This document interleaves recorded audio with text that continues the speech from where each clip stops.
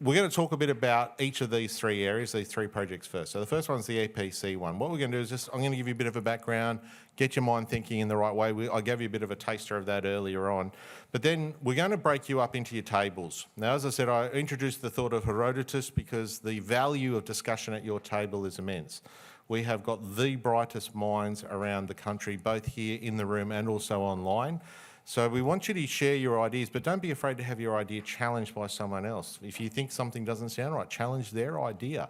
The key being here is we want to foster discussion at your tables, but then you as an individual representing either yourself or your organisation will have the opportunity to put that information back into that survey monkey.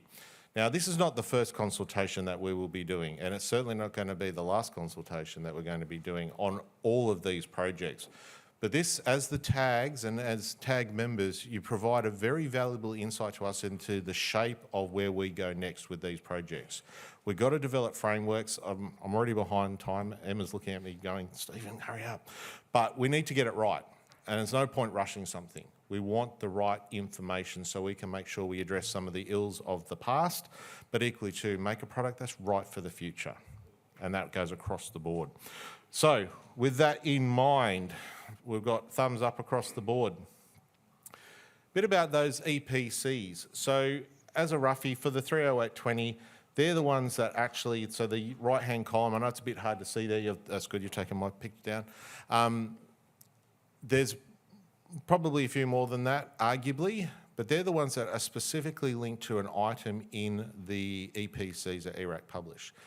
But there's more than that, because they are absolutely threaded throughout all of the qualification. In fact, when you look at it just on a straight pie chart there, about green there that you can see on the right are the ones that are directly related. And as I said, the EPCs first released or developed in 2001, revised in 2014, and then revised again in 2014. A number of people in this room were actually involved in the revision of that. So it wasn't done in isolation. It wasn't a whole bunch of ERAC members sitting around a dark fire concocting some great EPC thing. It was done in a very transparent manner and fantastic process to be part of, and ESA were leading that. So it's great to see how we've got there, but equally more importantly, how we're going to use those in the future. So I did highlight this. This is on your page, and if you're online, hopefully you've had a chance to go and have a look at the EPCs. This is the front page that I really just wanted to show you, that the top part of this slide, because it breaks up the EPCs into different areas.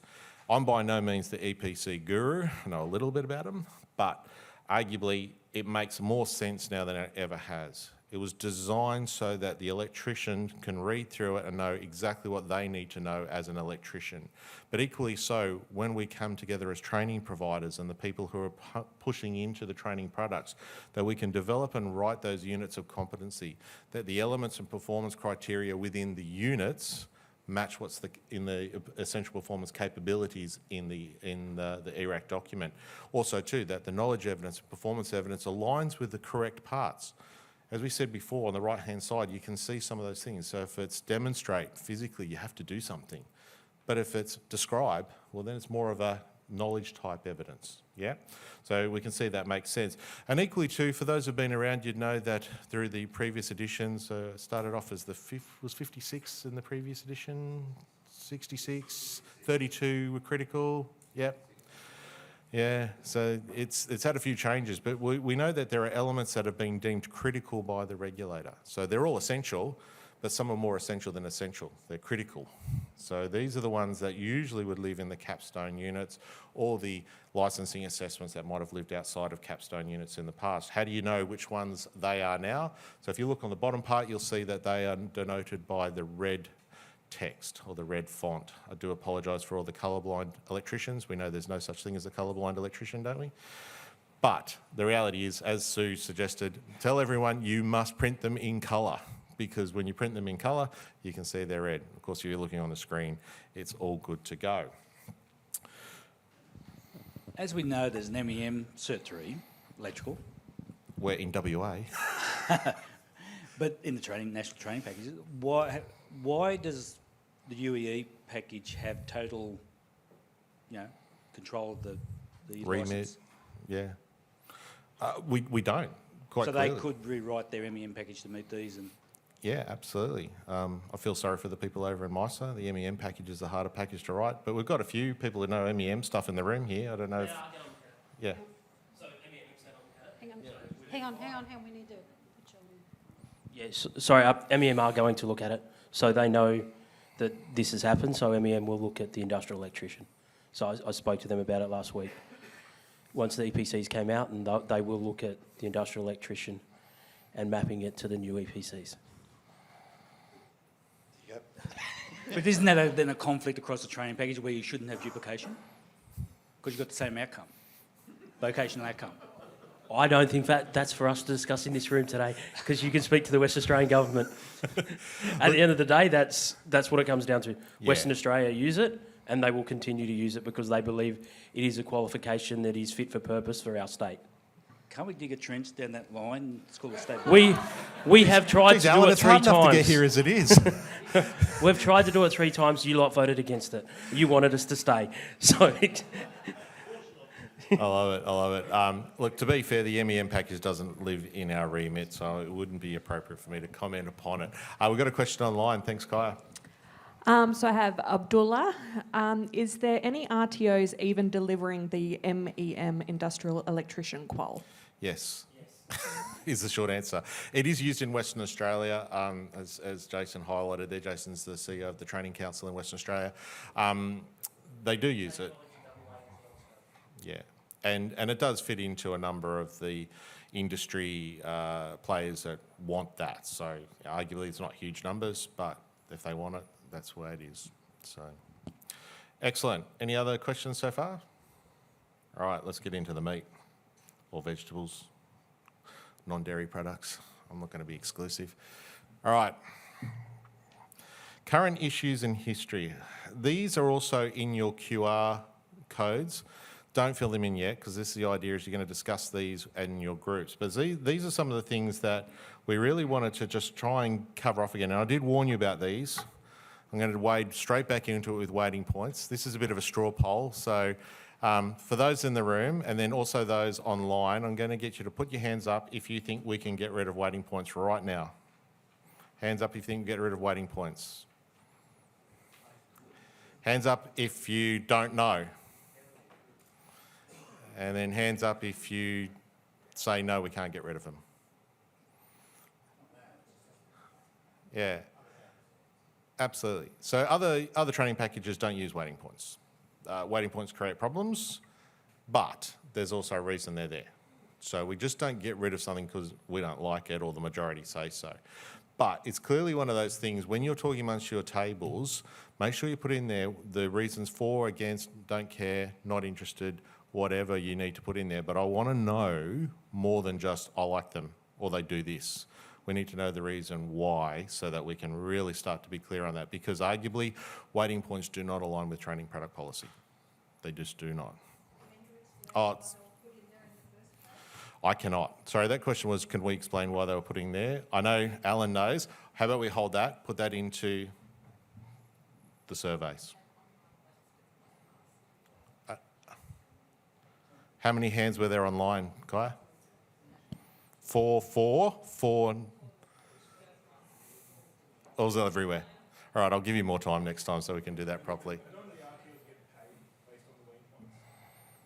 I'll just get you to say that question again. I can talk to this one. Don't the RTOs get paid based on the weighing points? It depends. That's the lawyer answer to every good question. That's But the only reason. to be fair, yeah, look, weighting points are used to determine nominal hours to some degree or delivery hours, and then those delivery hours equate to student contact hours, different funding systems in different states, different funding systems between private versus government training organisations. So TAFE get paid in a different way to most private industry RTOs and for-profit RTOs. So yes, they are used for that, which, if anyone knows, funding doesn't really belong in training packages. So arguably, that's not a reason to keep it. There might be other reasons, but not that one. Go Kaya. From Christina, could the weighting points be represented as a percentage rather than points-based system? Sounds like a great idea. Put it in the survey. If it sounds like I'm not answering a question, It's not my job to answer the question. It's this group's job to answer the questions, to come up with the thoughts, to get the consensus to some degree about which direction we go with these. But it would have to be the most compelling argument ever laid down to keep them. So if you want them, be prepared to make the best argument you possibly can for them, because arguably they do not exist in training packages. I just want to talk a bit more about prerequisites. And again, this is a bit of a get your mind going. Remember, when you were in your groups, I want you to discuss this. So the prerequisite chain, again, under training package policy, cannot be used to determine sequence of delivery. It specifically goes down that line. What do we use it for in our industry? Underpinning knowledge, absolutely. And that is the true purpose of it. We can't make it look like it's sequence delivery. That's just not how it works. Equally too, if you get too confused, and as we currently stand, the prereq chains are incredibly hard. As I said, the previous SSO arrangement, they had 4 to 5 people. I know Andrew Fitisamanu, our project manager, is listening in on Teams. He's probably just having a PTSD issue right now over it because it was complicated for them. And as it was, they still probably didn't get it right. So it's not right now. Why are we continuing to do this? So have that thought around prerequisites and how we do it. And that sort of leans into, when we start looking at waiting points and prerequisites, the elective streams. And keep the context of imported units in both core and elective. I've already had this conversation about 3 or 4 times today, and I reckon I'd have it 3 or 4 more times if the afternoon went on. When you put a elective into the core, and it's not from your parent package, so if it's not from UEE, UEP, UEG, UET, and even when it is from them sometimes, it creates an unintended consequence. And that is, if that unit changes, everything changes. And that then lands it, as soon as it's in the core, as a major change. So when something little happens, like it gets superseded, suddenly we have a massive problem. Equally too, the current way that we use waiting points, and I'm not upset if you in your tables after want to chat about this, the AQF level seems to be that we've pushed it higher and higher and higher. Now there's a whole bunch of industrial relations things around that, so I don't want to go that. I'm here to talk training packages. But is the AQF level right as well when the way we currently stack it? Could we do it a bit different? Could you possibly have a bigger Cert 3 or a smaller Cert 3 but link it into a Cert 4 post-trade? These are just things I just want you to think about. I'm not saying to do it, but think about it and explore it a bit about in your tables. The grandfather clause. Again, straw poll, and I'll go slower this time for our online peeps so Kaya can give me the good heads up. How many of you here want to retain the grandfather clause? By the way, for online, that's the majority of the room. The grandparent clause, yes, we should non-gender it. I reckon that's about 40%. Do you reckon 40%? All right, let's go the other way. And it was about that online? All right. Who wants to get rid of it? Who's not willing to put their hand up? I love that. You can see if we just poll people, we're never going to get the right answers. That's a really good example of why you just don't ask yes or no. Binary does not work in this. There is an analog answer we need. So again, in your tables, think about the impact of the grandfather clause and why it's so important that it's there. Does everyone know the history of the grandfather clause? Would it be handy for me just to give a really brief overview of it? All right. For those of you who've never heard this term before, and I like the idea, maybe we should call it the grandparent clause now, make it non-gendered. Can we even go better than that? No, I'll leave that to Lisa and our inclusive team. But not everyone did the Cert 3. In fact, if you go back to my days, I've been in the industry for 60 years, give or take 30. I didn't do the 308, whatever it was, 90 back in the days. I just did a trade course at New South Wales TAFE. I have a trade certificate and I have a proficiency certificate from New South Wales. Do not hold the qual. Now, the grandfather clause allows people like me to go to any RTO and say, I meet the prerequisite requirements of this qualification because I hold an electrician's licence. And that's the whole point of the grandfather clause as it currently stands, is to not create a barrier for people to undertake post-trade training. So, and I think that's a pretty fair statement to make. You know, do we want to stop people from lifelong learning? Absolutely not. But we do need to make sure that the entry requirements match correctly to what industry expects. And the licensing is part of that. Go, Alan. Just wait for the mic. Just a thing about the grandparent clause. What should be written into it, because I had a read of it, is that the person should be current. Like any RTO, is currency. Like some old fart that's had a license for 20-something years, never touched a tool, shouldn't get the grandparent clause. They should have to. It should be written into the training package, into that unit of competency, that they should hold currency, prove currency. Our regulators in the room. Anyone game to talk to that? I'm not going to put Sue under the pump. But it does raise a good point, is that when you have an entry requirement tied to something like the licence, how do you ensure that that person actually does meet the prerequisites? We say they do, and arguably they do, because they're working in electrical, that's fine, they're doing electrical work. Why should we penalise them for actually just being a bit older? But there does seem to be this thought, and we know that some of the jurisdictions are bringing in CPD, normally around safety. I think that's appropriate, but there is also potentially a role for people like JSCs, like us, PSO, to actually help industry work up a framework for lifelong learning, so we can ensure that there is that currency in there. Watch this space. That might be something we're talking about at a strategic level. Other questions? Nope. All right. The next one there is really just, again, a prompter. How the TPD development over the years has negatively, in fact, impacted other training packages. If I said LVR, all right, I don't need to talk more about that, you understand it. But it also does impact some of the semi-licence, and that's a term I invented, so don't hate me. But when we think about refrigeration, electrical mechanics, when we think about people who have a restricted electrical licence for whatever reason they do use RL units. RL units are related back to EPCs in a way. So we need to make sure that whatever we do in this space doesn't negatively impact people who arguably are entitled to a restricted licence. I use the term arguably. Some people would disagree with me, but that's the system we have. And I'd imagine that our friends in the plumbing industry would be pretty upset if we took it away from them. So I'm going to now break you out into your tables. If I get a thumbs up from the back, they're all good to go. So we'll probably give you 10, 15 minutes. I'll check in a little bit later to see how you're going. But the idea is I want you to really explore some of these thoughts, really grind them out, challenge your thoughts.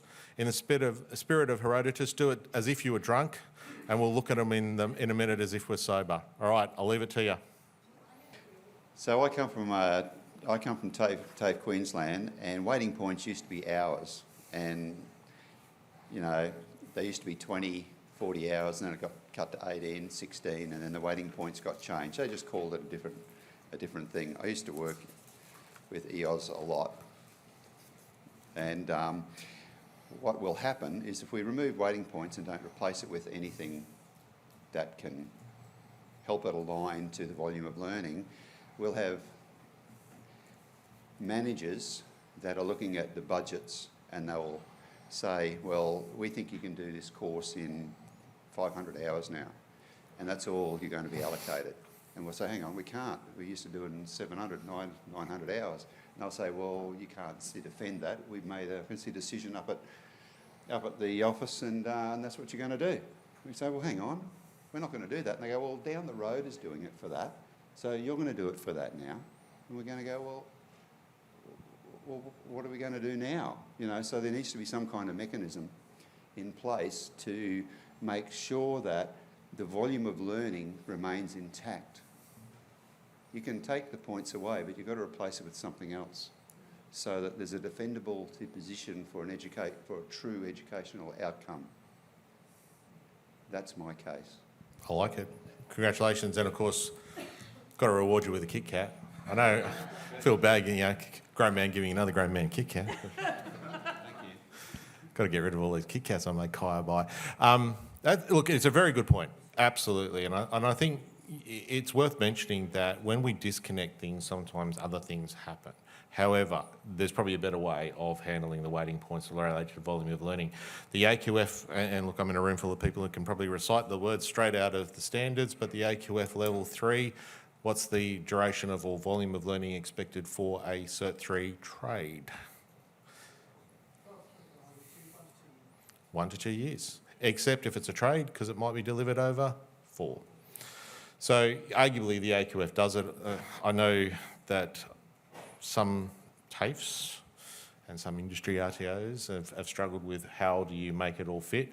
Arguably the current delivery for the 30820 is about 1,000 hours if you count all the hours up, getting nods. So it's a bit over, bit under, 1,100 hours if you're in Victoria, but you don't get paid as much as West Australia. So yeah, 1,000 hours, roughy.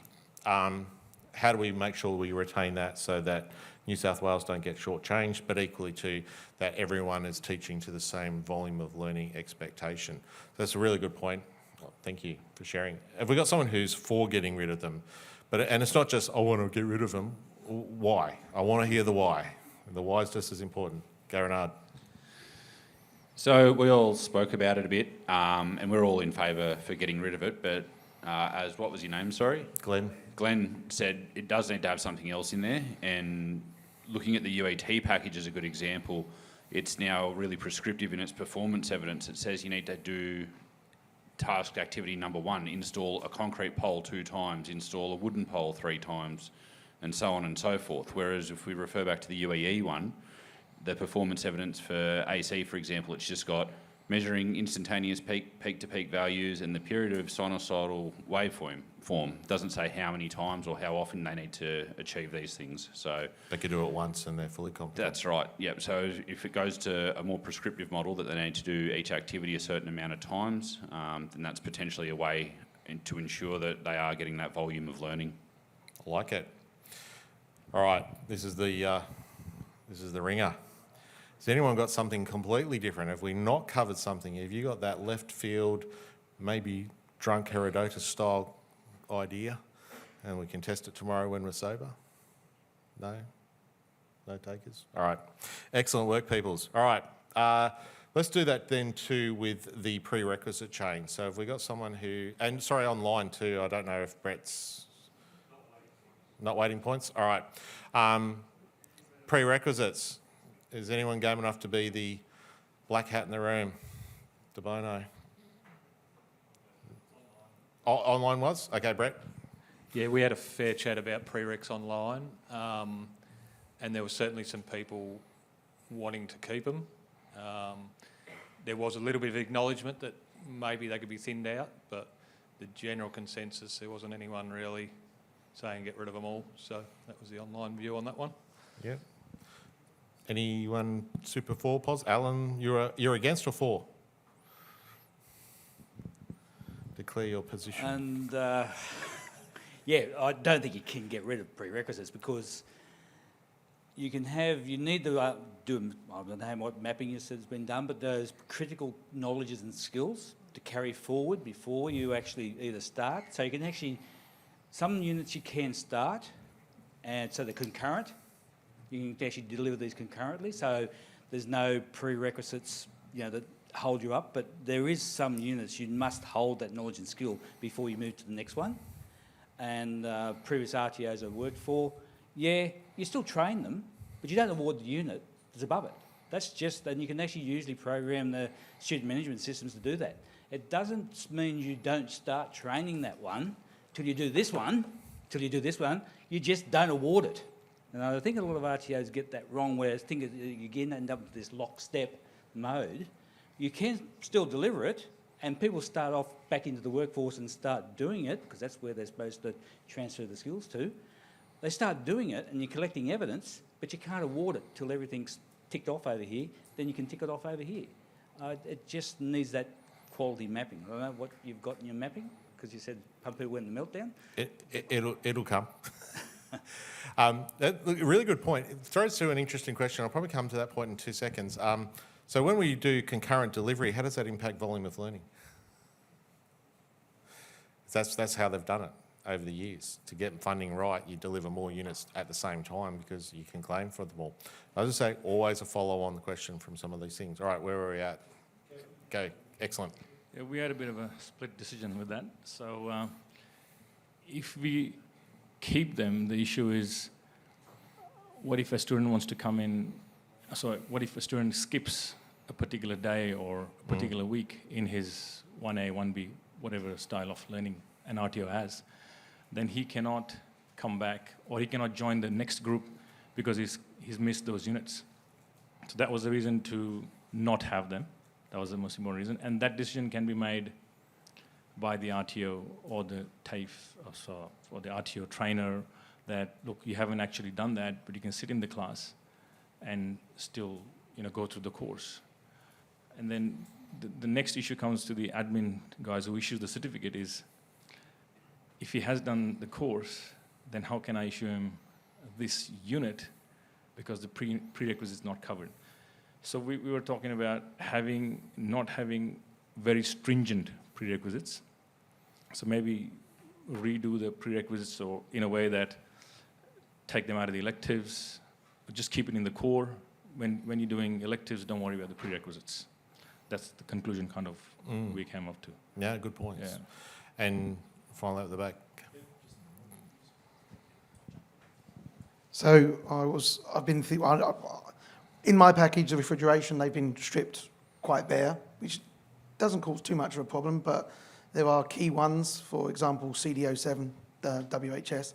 But my concern is that we then complete them in WHS, but then they think they're competent in WHS, and therefore WHS has stopped, where it should be constantly going at all point. I know we have those aspects inside other units that talk about WHS, and if they say prerequisite, well, I've done that bit, so I've done that bit, so I've cleared that bit. Whereas that unit should be ongoing because WHS should be all the way through the time. Not saying, but that's a funding issue then, because if you've got a unit much like CO10, which is a competency development unit, some RTOs want to finish that off at the beginning, but they're not competent. Other RTOs spread it over the whole course.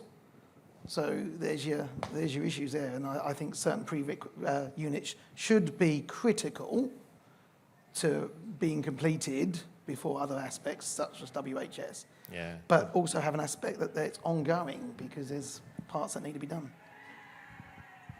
Oh, thank you. Steve here. Anyone want to go have more fun next door? Every time I grab the microphone, there's some sort of cheer in the background. Yeah. That was me coming in. It wasn't you, sorry. We didn't get onto this, actually. We just spent the whole time on waiting points, so go figure. But I did want to say, with prereqs, thank you, I think there's something... I'm used to fireworks. There's something missing, I think, in terms of the concept of a prereq. And I think it's come into the standards. And like Alan said, you can actually start people on a unit. You just can't find them competent if the previous ones haven't been found competent. I have issues with the fact that going back to, here's a dirty word, curriculum. So going back to the curriculum model prior to training packages, prerequisites were there to ensure a student had sufficient knowledge to be able to do further study. You don't throw them into AC circuits if they haven't demonstrated a base understanding of DC circuits.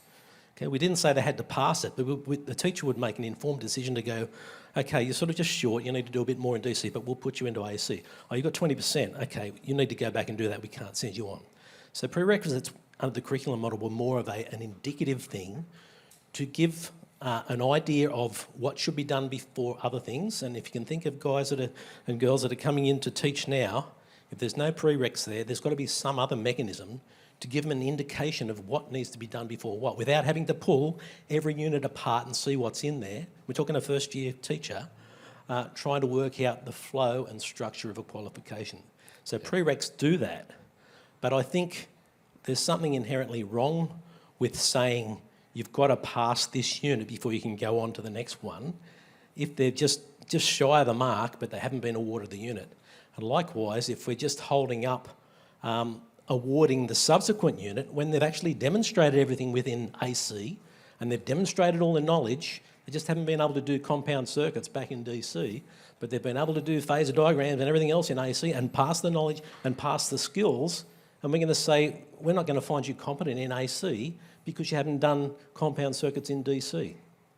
So I think it's a bigger thing than just saying whether something's going to have a prereq or not have a prereq. Yeah. And I think it goes bigger than just our package. I think it goes back to the standards for RTOs as to what are the purposes of prereqs and why are we applying them in this way. Yeah, I know Vicky and I often have this conversation about Bloom's taxonomy, and for all the education nerds in the place, we should see an increase of knowledge throughout the progress of learning. You start with nothing and you end up all the way there. I probably just want to add another element to your question, and because I've had this discussion before, and it's amazing that funding seems to drive that behaviour. If you take, and Jason could probably talk to this in WA, I'd hardly believe it's a West Australia only issue. Some funding authorities don't let you open multiple units at once. They want you to open one and close one, open one and close one. Wait till we come and talk competency development units. Renard.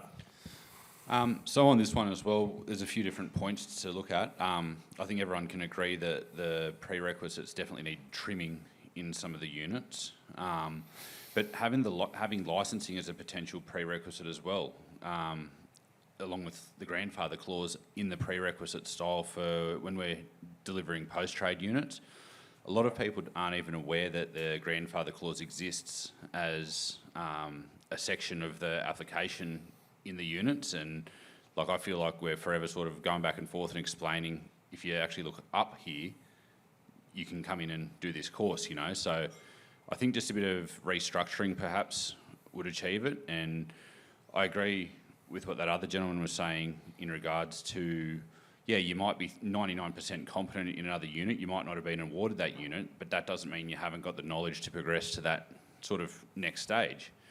And I think this is a multifaceted issue, as in we do need to get the training fund authorities on board with this, because the funding models are really broken in that regard, that we can't get funding until someone's completed a unit. You know, like, if anyone here works for an RTO, they'd be lying if they said they don't have an issue in this area, where people may not sit the final exam for DC, but then they're ready to go into electromag, and you know, your funding gets held up because of it, and it becomes cash flow issues. Scheduling, lockstep learning, I think you're right, Renard. I don't think there'd be an RTO TAFE around the country who hasn't got an issue with how it's actually applied in the real world. But, you know, I think the sentiment of the room, and I'm presuming online, Brett's the same thing, is that prerequisites do have a place. Let's just get them right. Just take the time, make sure they're doing what we want them to do as an industry, and we'll get it right. You did touch on grandfather clause. I will finish on this one too. Again, I think it's really important that we demonstrate that there is a placeholder, a facility for people to be able to continue post-trade training. Am I the lone wolf in the room here, or is everyone agreeing with me? All right. So how that looks in a training package, remember, we don't actually write grandfather clause in the unit. It lives in EL 39 at the moment, but I can tell you now, getting rid of it could actually be a real big problem. All the other sort of industry sectors go and look at our grandfather clause and go, gee, I wish we had that. So there's a reason it works, but let's make sure it's right for the next generation going forward. All right. Exciting times. We're going to move on to Cert 2. This one's also a really interesting one. For those of you who attended our workshops, we talked a little bit about the Cert 2 project. Have we got another question? Oh, sorry. I asked this question 50 times, then I forgot to say it. For the gas people and people who want to talk about hydrogen, you're going to split out from the room here. So Mike's going to take you and you're going to sit out there in the beautiful chilly Brisbane air of about 19 degrees. And thanks for sort of hanging around in the EPC discussion. So, yeah, so any of the gas people disappear with Pete. Pete's going to facilitate a little bit of a side tag for you. All right, getting back to our Cert 2. So, interestingly enough, when I pitched this to Dewar, and Emma and I had many discussions back and forwards about this, there's actually a fair amount of evidence out there that says that it's not working. I'm not saying it's broken completely, but there's parts of the Cert 2 that just are simply not working. A good example of that would be when you look at this slide here. So by far the most enrolments in the Cert 2 suite are in the Cert 2 Electrotechnology Career Start. Someone asked me once why it's in caps, because that's how it appears on training.gov.au. Maybe that's another problem we can solve. Bit of uniformity on TGA. That would be nice, wouldn't it? But what I find more interesting is that when you look at the next 5, take away the sustainable energy career start, because you can see statistically it's probably not even worth mentioning at the moment. But if you do the Certificate 2 in Data and Voice Communications, with a bit of clever elective choices, you can also be issued, on completion of your Cert 2 in Data and Voice, the Cert 2 in Computer Assembly Repair, the Cert 2 in Electronics, and the Cert 2 in Electronic Assembly. How on earth can you have 4 qualifications that have the same outcome? That is not right. That is a broken system. You might love it. You might think, oh no, I think that's fantastic. But that's not helping the student. A student who does 1 course and gets 4 qualifications out of it clearly is not how this should work. Arguably too, the bottom ones, well, there's 4 that have no RTO scoping them. Now, there is actually some history in this. So the remote area power supply maintenance is a fantastic qual. Really good for our First Nations persons. Really handy, lives into all of the areas that we want it to, or dives into all the areas we want it to dive into. But no RTO can deliver at the moment because it's unworkable. It's just not able to be delivered. So how about we start thinking about those priority cohorts? And yes, they are priority cohorts for us.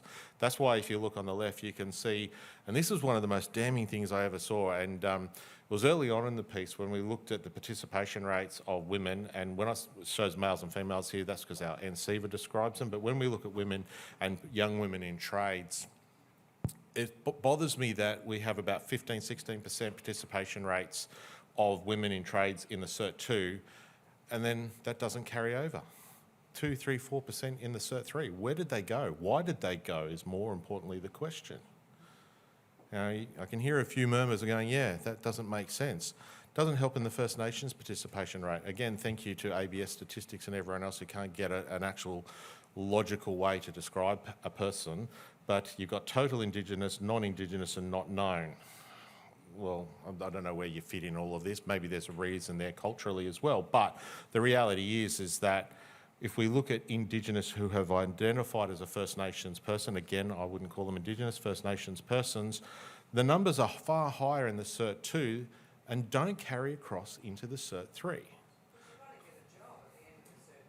Yep, absolutely, Vanessa.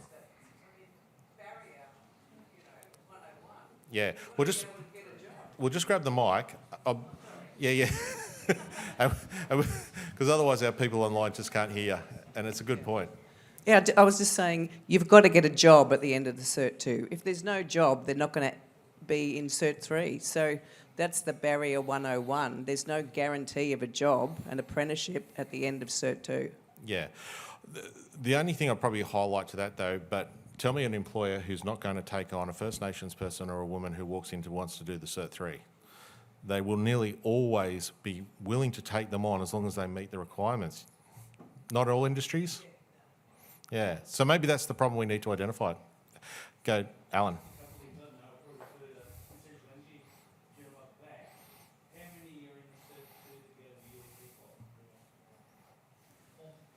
Put you on the spot. Yeah, just put. Thanks, Al. Yeah, just about all of them. Yeah, we'll go into the Cert 3 power line work in our footprint. Yeah. So that's where the disparity you've got there. You've got a lot moving away from the Cert 2 career start, but into the UVT qual.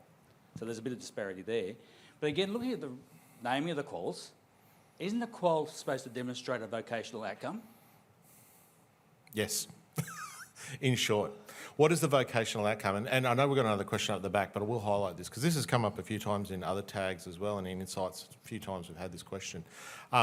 What is the vocational outcome of a Cert 2? Arguably over the years it's been described as a trade assistant level. So if you do the Cert 2, you pop out as a TA. But the role of a TA in the energy sector is a bit murky. I'm not going to wade into that. There are far better people to talk about it than I. But arguably the Cert 2, the way it's currently used is as a pre-voc type program to prepare someone. Go, Anthea. So we've got at the back. Yep. There's a couple of things to, I guess, the completions translating into the workers. We actually also sell those courses from an RTA perspective to work out whether that's actually for you. So it's actually, you know, instead of taking an apprenticeship on to see if you like the trade, it's, hey, try the Cert 2. You might completely hate it. It makes you do an informed decision. But the other thing that will be probably skewing those figures are also state-based qualifications that we know in Victoria we use heavily. Yeah, so it's not WA who just does their own thing, Victoria. And I will highlight to remember, these are NCEVA figures. NCEVA hadn't published 23 data as yet, so this is 21, 22 data, and some people were still sort of playing over that space. Steve? One of the things I'm assuming it doesn't indicate is a transition from a Cert 2 into a Cert 3 mid-course. Yeah, which So we know is happening. Probably 70% of our students that start a Cert 2, say at the beginning or in the middle of the year, April, May, they pick up an apprenticeship and then they transition across. So they don't actually complete the Cert 2, but they continue on basically in the units they're currently doing, the way the Cert 2 is currently structured, and roll them into the Cert 3 course. So I guess there's a gap in the data there. Yeah, absolutely. And another question up the back? Yeah, look, sorry, you just in stating that, why can't we make, as part of a Cert 2, and this is something I think would actually make quite an impact to change it, and it's a major change, but I'd like people's thoughts on the fact that could we make it that they've got to do a work release compulsory as part of their Cert 2 for a week? Because most RTOs have insurance for their students to do work experience, which means that they could do a week's work experience as part of that. Because we've found that nearly 80% of our Cert 2 students that actively get work experience transfers to a Cert 3. So Western Australia, they have that program. So they actually have, outside of the qual, I'll highlight. Just before we throw it to you, Glenn, just keep in mind, and this came up in Jodie's component, if you mandate work experience into a qualification, there's a whole bunch of extra loops and hoops to run through. So it can be done, it's just a bit more work. Yeah. All right. Whilst I completely agree with the Cert 2, and I have a lot of students come through, and you've got a lot of refrigeration students want to do it. The only issue is they end up doing the electrical one because, and no disrespect, that the unit that's selected for refrigeration in this is established refrigeration RA36, actually has a licensed outcome requirement to it. So that means they have to be working for a company to get their trainee license to then do it. My thoughts would be, wouldn't we do RA 59, which is pipe work, change that unit out, do pipe work to it, and now I can open up a stream that is the Career Start, which is definitively for a stream for refrigeration. Yeah, and let them burn their hands a bit on, doing the cooking. They do that in welding and stuff like this. We'll take one more question, and then I'm going to move to the next slide. So just a quick one, looking back what we said this morning, we're going to have this massive gap in people. Now, is there a role at a Cert 2 level that gap could be closed up with, like you said, a trade assistant, or where, I think the old UTT 98 trading package, everyone remembers that, had a Cert 2 line worker, which New South Wales, ASPs, they just string lines, they're just fence builders. Does that close that gap up any? If we had some sort of Cert 2s, I don't know about the UEE package, I'd have to think about it, but is there a possibility, where you do have a true vocational outcome, we would close up that gap where we would have... I like it. Yeah. Transmission. So that wasn't a Dorothy Dixer. Second last one? Okay, now I heard that data is 2000 and 2001. It's just coming out of COVID. And I would dare say the uptake, sending the kids to TAFE or to doing it at school, would be pretty low. So I'd suggest that the data would be quite a bit higher than that now of enrolments. I wish it was. We actually went back to have a look at the 11 package and how the impact, and the stats were around about the same. Yeah.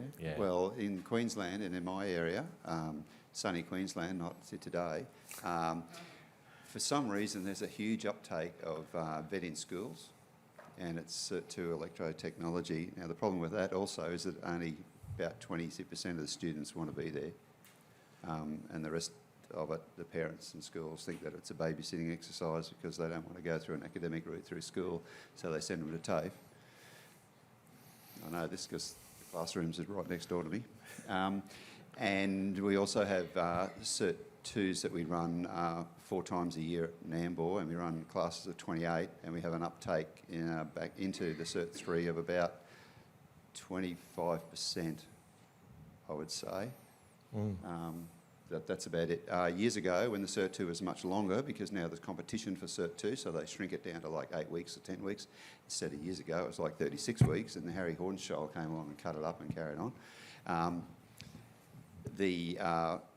The uptake, it's quite competitive, the Cert 2 on the Sunshine Coast, and I imagine they do a lot of Cert 2s in Brisbane here. I know Bracken Ridge do a lot of Cert 2s, like a lot, hundreds and hundreds of them.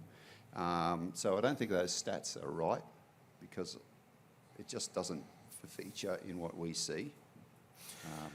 But there's also a problem with licensing in Queensland, in that Cert 2 is that they can't do any form of electrical wiring, termination, anything like that. They can only like cut a hole in plasterboard, run some conduit, things like that. So the actual physical practice of being an electrical worker isn't possible under our Electrical Safety Act, Section 55, I think it is. Yeah.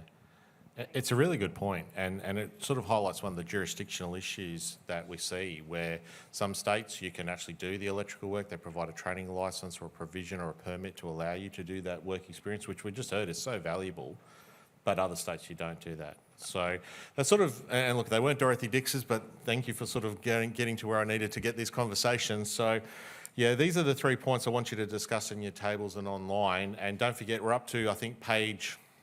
Is it 7 now in your QR code for your SurveyMonkey? We'll get a check on the page number. So, yeah, make sure you fill in the EPC one as well. You should be now moving. EPC one should be completely done, and we're moving into the next one. We're all good, Kaya? So, have a think about all of those things we just spoke about, also these 3 points as well. So what impact will creating an entry qualification as opposed to a first year delivered outside the apprenticeship have on industry? And I want you to think this thought, reference a pre-app where units of competency are credited into a higher qual. So for instance, if you're doing the Cert 2, is there an expectation that you'll get 1, 2, 5, 10 units credited into the Cert 3? Just think about what that causes and why it could be an issue, but equally too, maybe that's a benefit. Think of AQF levels. As I said, murky, but you might need to defend your position on this one. Should the qualification be specific to either vet in school or delivered as post-secondary school education? Probably something to what Glenn was just highlighting. You know, anyone who's delivered a group of vet in school pre-apps, that is an experience you will never forget. In fact, it was my first class I ever delivered was vet in schools. And I'm still here, so maybe it wasn't that bad. But arguably, maybe we know that in the post-secondary school environment, the career changes, the people who are looking to get into the industry, maybe it gives them that leg up to make sure that they are more employable. So keep that thought in mind as well as you're chatting about it. And then the final one, should we even just have career start in there? Is that a misnomer? Is it a career start or is it something else? Like, what should it be? And if you're game enough to have a chat about it, there's actually a Cert 1 which is never used. Maybe that belongs in the mix as well. You know, no one seems to love the Cert 1s. I know schools don't like it because of the funding position, but nonetheless, it's there.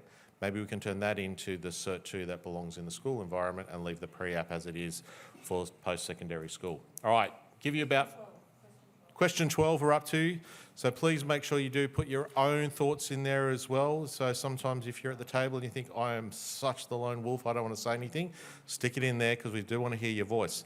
All right, give you about 10, 15 minutes.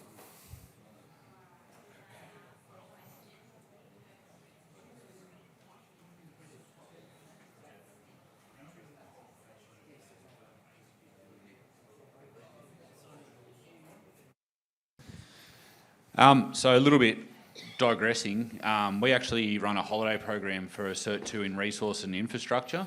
And it's good for the RTO in the sense it doesn't take any of the units out of the Cert 3, so it doesn't affect any funding models for us.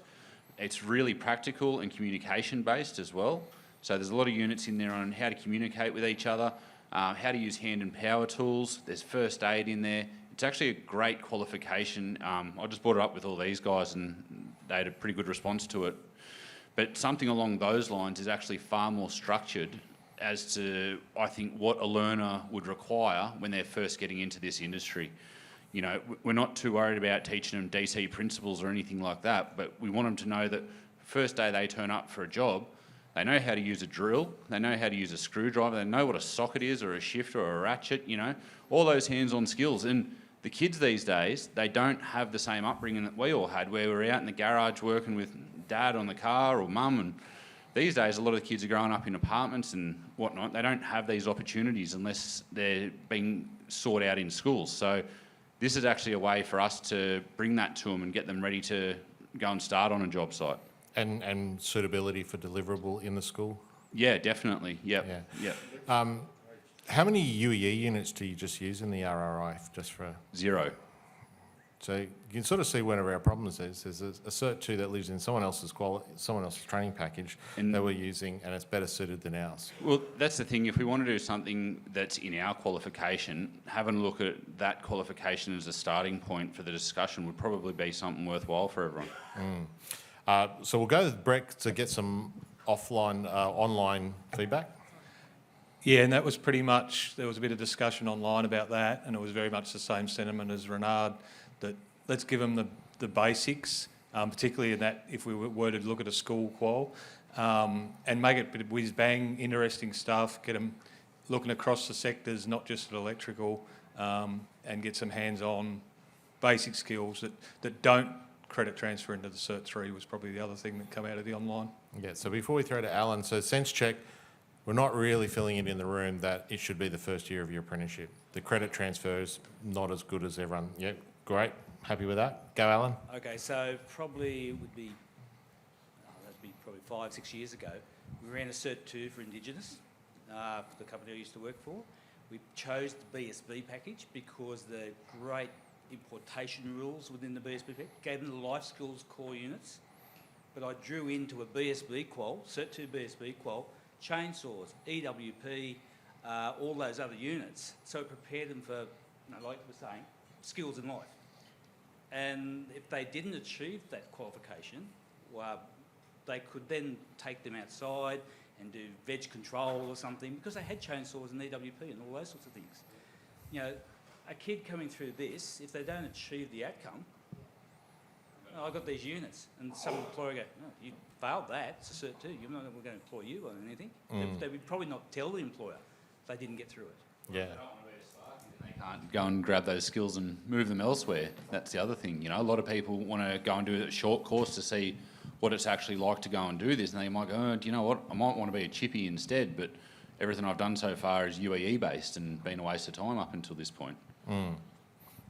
Good points. Go. One thought was, what if we make the Cert 2 electrotechnology, strip it down to as basic as possible, like those guys are using there, and have it like, still have that career start feel to it, if you want to call it, and then add heaps of electives, and then the RTO can choose whichever electives they want to deliver. That could be sustainable energy or the telecoms, train, like any of that. But the core is still there, which is communication, hand tools, all the basic stuff as far as electrotechnology field is concerned. And then, while I've got ETU in the room and the regulator, one thing I was going to say, I'm not sure how it's going to be Angels taken. fear to tread. What if we have a career outcome to this, saying, have a certificate to electrotechnology, and the career outcome attached to it is an electrical trade assistant, and that actually becomes a qualification for people. Just throwing it out there, you know, like, that's why I said... I'll take legal advice on that before I comment, but yeah, we'll go, we got... Okay, Matt first, then Jason. Thanks. One of the things I'd just like to say, we've got to remember not everyone talks TAFE, so if you put career start, people can actually think that that is going to be a start to career. It's actually an introduction to a career, so I think definitely renaming needs to be done, and I'm sure, as you said, anyone who's sat through a Cert 2 VETIS class, options of using the electrical one is pretty tough, it's pretty dry, and I hate being in them. Just to help, I'd hate to be teaching them, so looking for something that's more hands-on would offer some advantages, but Yeah, not everyone talks TAFE. We've got to remember that. Absolutely. Jace is going to absolutely... can I get a $20 note if I get this right? You're going to talk about the Cert 2 MEM. No, not necessarily. Western Australia have 2 accredited courses, one for engineering and one for construction. And they are very much what people were talking about. They are introductions into those industries. And there is large elective banks. So the engineering one, you can pick plant mechanic, boilermaker, machining, whatever it may be, as your introduction. So their introduction doesn't give... Some of those units double up into the apprenticeship, but some don't. But the big thing that Western Australia has is they have work experience. It's compulsory. If you do a Cert 2 pre-app in Western Australia, the government fund 120 hours of work experience. So everyone that does it, whether it's a career change or someone from school or whatever, they are actually going into industry to learn. And that's the difference between most other programs that run. There is work experience compulsory in the course, whether that's through school, whether that's through an RTO as a full-time course, whatever it may be, you must do work experience. You don't graduate the course unless you do the work experience. So it is a real introduction into industry. So where you end up, and a lot of the people that do the engineering and the construction one, they do end up as Sparkies because it's that introduction to industry. So they go to a site and they see the Sparkies doing nothing and getting paid a lot of money, so they go, damn, I don't want to be a chippy, I want to be a Sparky. or you could be a dumbass heavy diesel mechanic. Oh no, we don't let the other ones go to that site. All right, let's go, Glenn. Yeah, so I think listening to all the different words, change the title to career introduction or career intro, so that you're having that taste of lots of different things, especially you've got the core units, and then there might be some elective units, which, again, we were discussing different campuses have the different departments in there. If you've got a campus that only really has electrical, then their electives, they can't do fridge, they can't do possibly electronics or something like this, but a campus that's larger can have a choice and offer that out. Part refridge, electrical, electronics, get a taste for all the bits. And then they can then look at it, and I like the idea that you're turning around and saying if you can get government funding or government subsidy to have them out and do work experience, the employers are going to say, well, great, come and work for us and see if you like it. And then they're going to start picking those students up and hopefully treating them properly, because they're going to be the ongoing tradesmen in the future. Yeah, 120 hours is the best job interview you can ever do. Just on that too, I think we need to be conscious of not pitching it at Cert 3 levels. Having a Cert 2 with Cert 3 units, it's problematic for a start.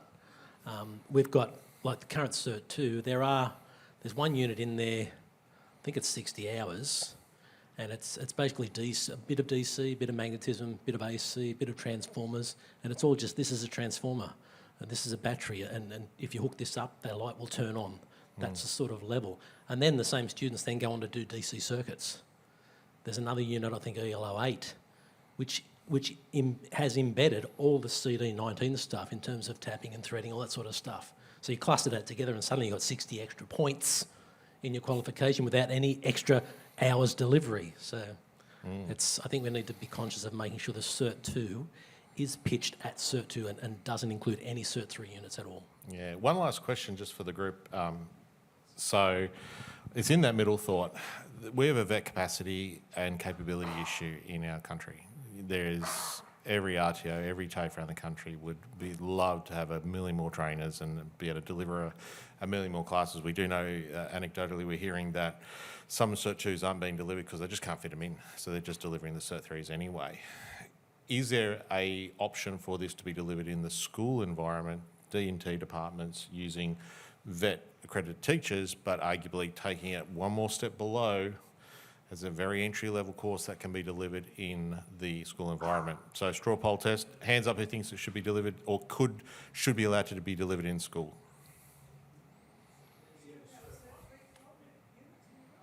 Get rid of the Cert 3 units? Yeah. Yeah. And possibly the Cert 1 could be fattened out a little bit, and that would be a better option. Go, Anthea. I was just going to say, for those of you that are online, the number of hands, the percentage of the hands that went up in the room, never let me do the math. I would say 70% said yes, it should be delivered in school. Do we agree with that as a hands up? Okay. Excellent.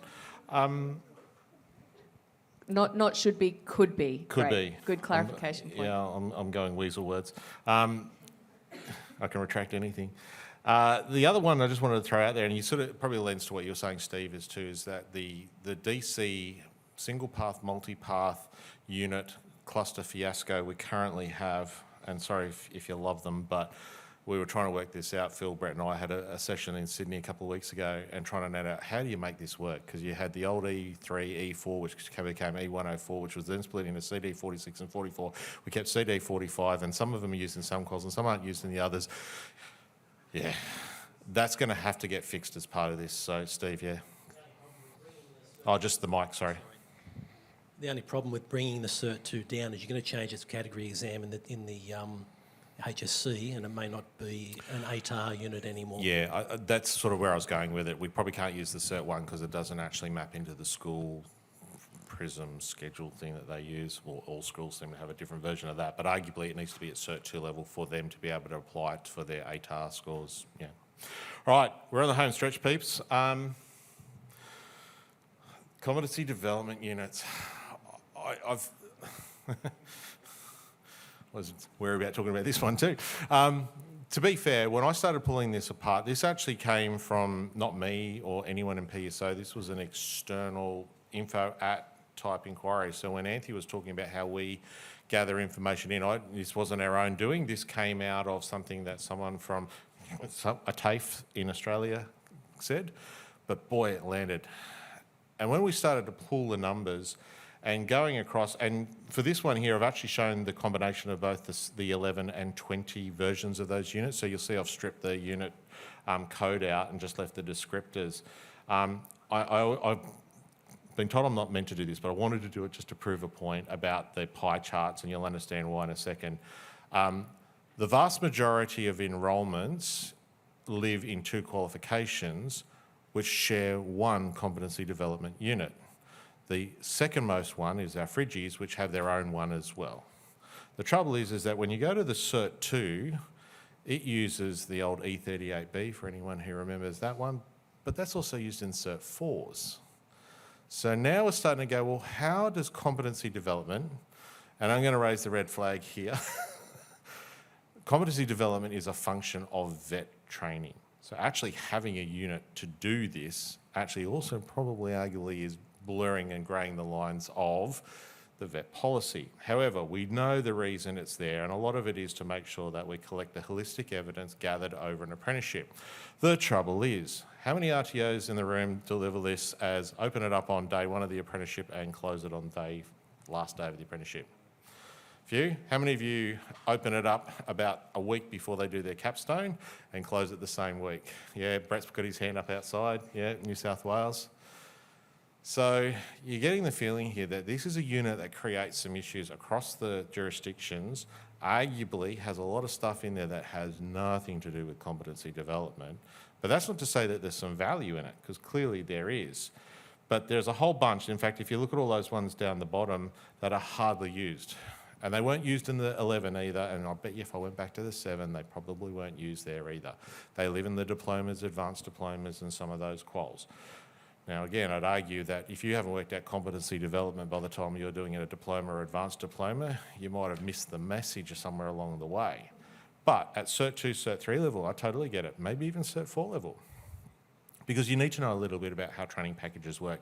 We don't want them to become RTO TAFE specialists, and we don't want them sitting there knowing how to describe every single element of the standards for RTOs and being able to delve in the difference between formative and summative assessment and all that sort of stuff. But we would like them to understand who the industry is. You know, if you're an employee, you know, who's your union? What union do you go to? If you're doing your electrical contracting course, which membership organisation do I go to? Who do I join up with? Who's the regulator? Who's this fabled ERAC that we keep hearing about? You know, so it's important they understand the industry, which is really a lot of the guts in this. But the one thing I'm just going to leave you with before we get into discussing this one in any great shape, form, is can someone tell me how you plan an unplanned event? Been working this one out for 15 years, people. They must demonstrate reaction to an unplanned event. I don't know what to do. There you go, we've done it. Well done. So you get the idea. There are some things in this that just do not make a lot of sense. So your prompting questions for this are, as competency development is a function of any nationalised recognised training, is there a need for these units? So that's your yes or no question. If yes, though, should a more generic competency development unit be used for each qual level, from Cert 2 to Cert 4?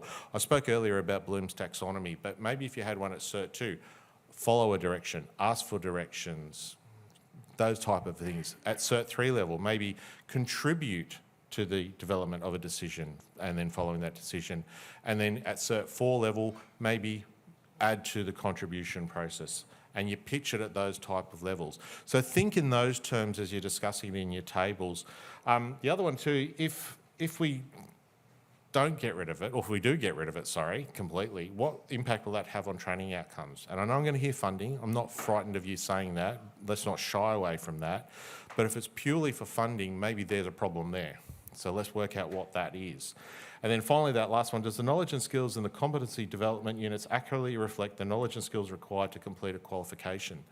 You know, there's some things in there, and if you haven't looked across all of them like I've had to in the last couple of months, something that really became apparent is that, well, what is competency development in the sense of the learner? How do they measure their own competency development? How do they overcome problems in their own competency development? How could you make that fit into a unit so it's actually teachable? And it's not just a tick box exercise like some RTOs and TAFEs are doing. All right, we've got about, I'm going to give you like 15, in fact, I'm not going to give you 15 minutes, I'm going to give you 10 minutes for this one because we're on a bit of a timeline. So go, and I'll come back.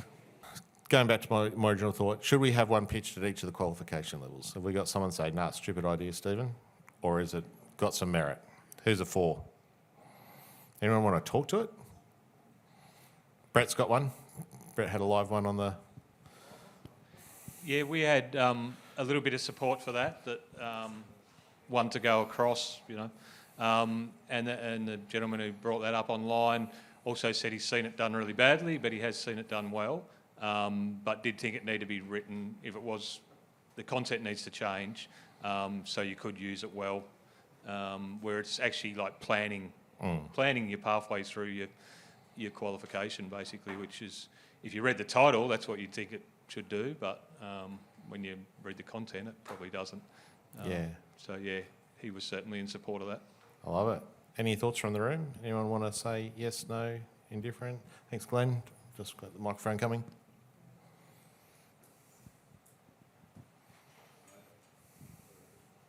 Thank you. This is a case of you can't judge the book by its cover.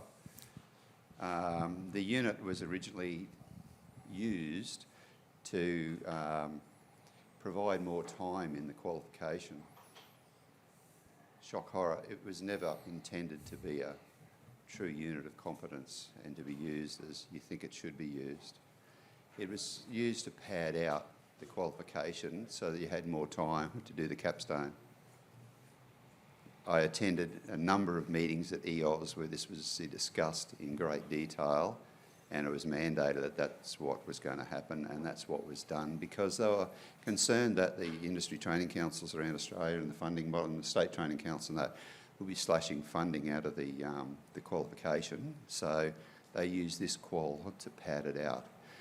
And to this day, 32 years later, I'm still using it as capstone revision 6 to 8 weeks before we do the capstone at TAFE on the Sunshine Coast, and I use it to provide support and tutorial support to run over everything before they have to do their capstone.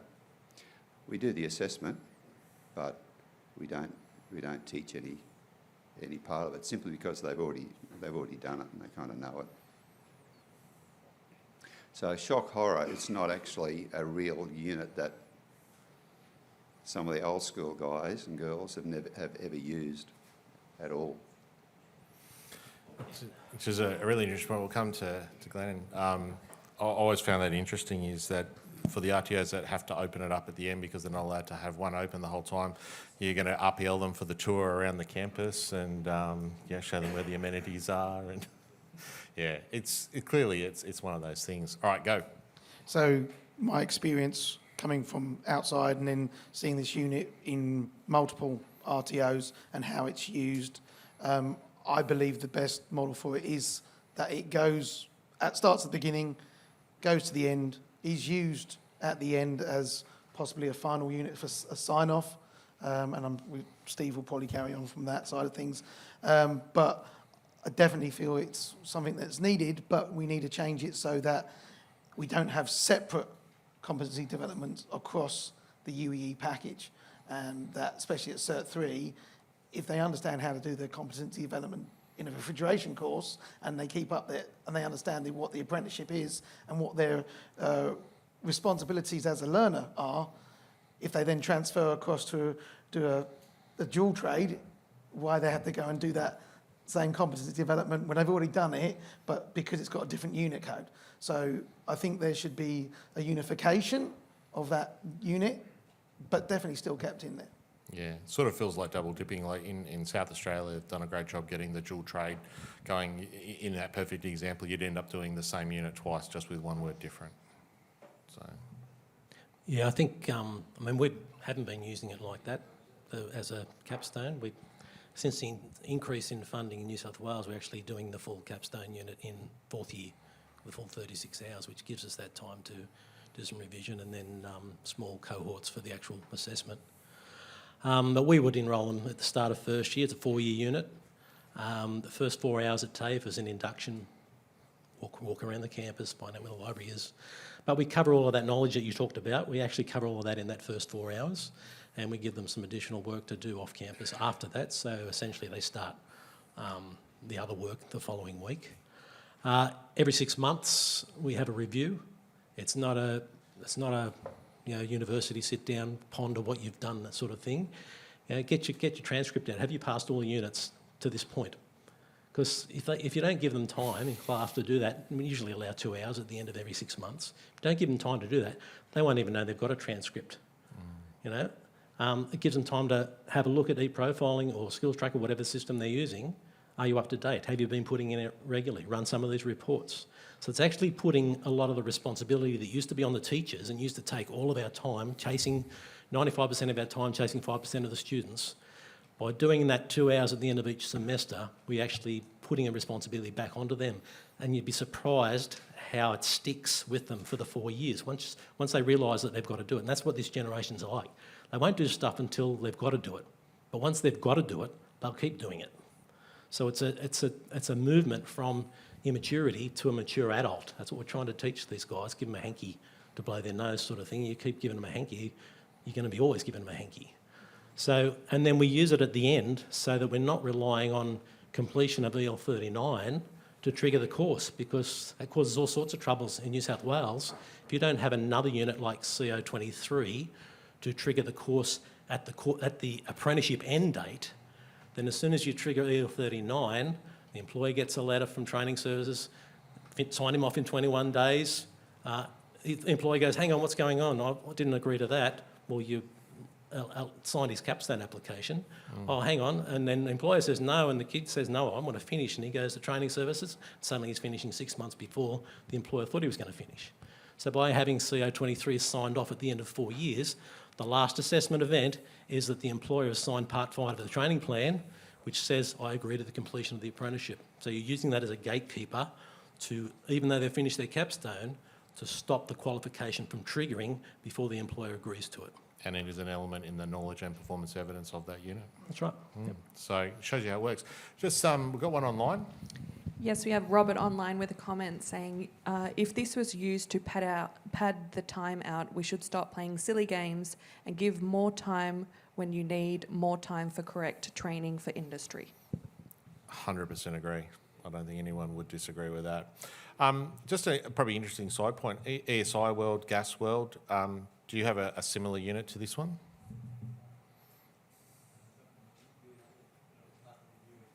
Nothing in UET. Don't think there's anything in UEP. I can't remember seeing it in UEG. So it's only the UEE that had this strange conglomeration of competency development units. Excellent. Yep. Just out of interest, those that are using CO23 and maybe have electrical fitters, because it's in the electrical fitting course too. Yep. If you notice the range statement Yeah. says install. Yeah, which There's they 2 or can't 3 do. lines of install, which a fitter can't do. Yeah. So CO23 is currently not fit for purpose for electrical fitters, even though it's a core unit in the qualification. Yeah. So if we change the range statement in there to just in an electrotechnology context, you use it for fitters, for electronics, for refrigeration, use it for everybody. Yeah, and I guess at the risk of, again, walking where angels fear to tread, is it an appropriate thing? And I'm arguing probably I lean to yes, I think it would be a great idea if we could incorporate some workplace evidence gathering element into it, because the whole purpose of it is to give that holistic assessment.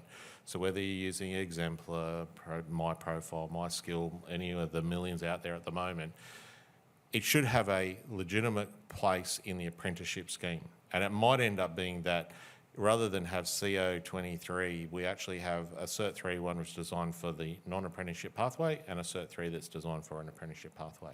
And you can define it as such, so that for anyone who's not really in an apprenticeship arrangement but might be in traineeships, different states have kind of different registers of training, what you can deliver certain things under, that might work. Is that, am I Robinson Crusoe out by myself, or is that something the room would feel? Go, Glenn. We need the mics right behind you. Right behind you. The issue is some RTOs can't keep the unit of competency open for 3 to 4 years. It just doesn't fit with their state training model. You just can't do it. There has to be a start and a completion date within a certain time frame. Otherwise, it keeps coming up as a missing result, and then that goes to another boss, and then all of a sudden there's a calamity that we've got all these missing results from 700 apprentices. Why have we got this coming out of Nambour TAFE or out of wherever else it is? So it's simply not possible under some funding arrangements in certain states. Is that that's a Queensland specific issue, or does every state have this issue? That'd be interesting to know. You don't need the answer right now. What I'm going to ask you to do is put it into your survey. We would like to collect that information. But yeah, reading the room, it sounds like some level of workplace evidence gathering as part of that unit would be well received. Just reminding you, that takes a little bit of work on our part. We'd need industry support to prove that. There is, like I say, it's not just a tick, it's a fair bit more work. So don't be surprised if I come asking for a gazillion letters of endorsement. And that keeps the insurance body happy and Emma happy. So that makes me happy. Excellent. I want to thank you all. I'm going to hand over back to Anthea now. She's going to wrap things up for us. Look, today has been wonderful, and we certainly really appreciate all of you in the room and all of you online. This has been super valuable for us, and we hope that it's been really valuable for you too. We find the key benefits of these events is you get to network with your peers as well as, contribute to something that we all are really passionate about. Just to close off this work, so we'll be keeping the survey open from today, so you can keep providing feedback, but also if, as you go back into your workplaces and you want to have a chat with the people that you work with, we'll leave it open so you can update the feedback that you've provided, probably till sort of early, mid next week. We'll get this feedback then collated and back to you all by the 19th of August. And the reason why that date's important is because we are running a full week of consultation on these projects specifically in that week. It's not the end point, it's not the only point, but we do have a firm focus in that week specifically on gathering feedback on these projects. To recap, we've covered a lot of ground today. We've talked about our 2024 workforce plan and some of the key focus areas that are really important to us and important to our industry's success. I'm really thankful to Jodie Kiefer, who came and presented on the assurance function. I think that's added a lot of clarity to all of us in the room about, what the requirement is now and what framework we're operating under and how the TPOF translates and how we've translated that, what our framework is for training package development at PSO. And I really hope we've articulated that in a way that's much deeper than what we have in the past, so that there's clarity amongst what we're actually doing. We covered off qual reform. That's a work in progress and something that we will continue to keep our stakeholders updated on. Steve, obviously the CPD not CPD, the EPCs, the Cert 2 and the competency development Steve's just presented on. And look, Brett and Phil will be here this afternoon. They've just started some really hard work on the LVR and the RA unit in the refrigeration space. It was a bit too early to bring to this forum for a sort of direct consultation, but certainly have a chat to them because that is they're two major projects that we've kicked off. So to round up, I just have some thank yous, obviously to Auntie Catherine for her really moving conversation this morning. The AV team down the back have done a really great job. All of the staff here at Grand Chancellor Hotel. Obviously, everyone in the room and the attendees online, it's the quality of contribution that you bring that make any of these days a success. And I feel really, really proud of the conversations we've had today and where we've been able to progress to.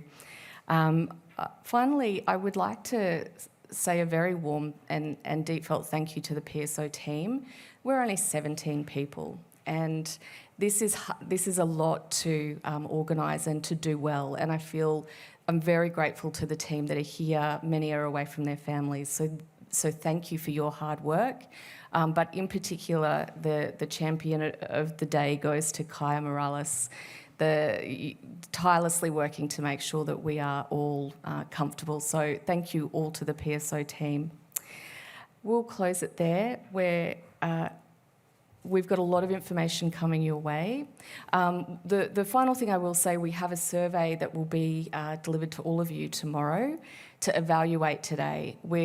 As we talked about in the tag RFAs, we want to continually improve so that we add value. So thank you, and we'll see you all next time.